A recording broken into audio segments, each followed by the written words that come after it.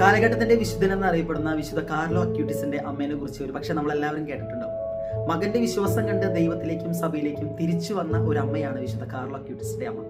ഇത്തരത്തിൽ ലൂക്കായുടെ സുവിശേഷത്തിൽ രണ്ട് മാതാപിതാക്കളുണ്ട്. തങ്ങളുടെ കുഞ്ഞിന്റെ ജന്മം വഴി ദൈവത്തിലുള്ള വിശ്വാസത്തിൽ ആഴപ്പെട്ടവർ വേറെ ആരുമല്ല, സക്രിയയും എലിസബത്തുമാണ്.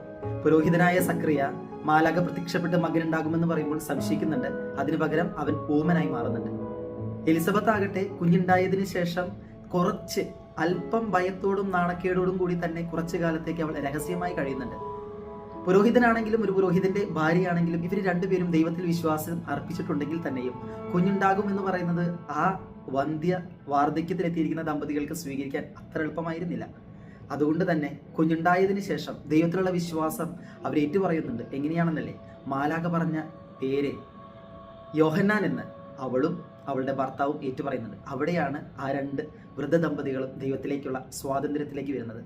അതിന്റെ അടയാളം നമ്മൾ എങ്ങനെയാണ് കാണുന്നത്? സക്രിയയുടെ നാവുകൾ സ്വതന്ത്രമാകുന്നുണ്ട്. അവർ രണ്ടുപേരും ദൈവത്തെ മഹത്വപ്പെടുത്തുന്നുണ്ട്. ഒരു കുഞ്ഞിന്റെ ജന്മം വഴി ദൈവത്തിൽ വിശ്വാസം ആഴപ്പെടുന്ന, ദൈവത്തിലെ സ്വാതന്ത്ര്യം അനുഭവിക്കുന്ന മാതാപിതാക്കൾ. നമ്മുടെ മക്കൾ ദൈവത്തെ മഹത്വപ്പെടുത്താൻ നമ്മളെ സഹായിക്കുന്നുണ്ടോ? ഒന്ന് ചിന്തിച്ചു നോക്കുന്നത് നല്ലതല്ലേ?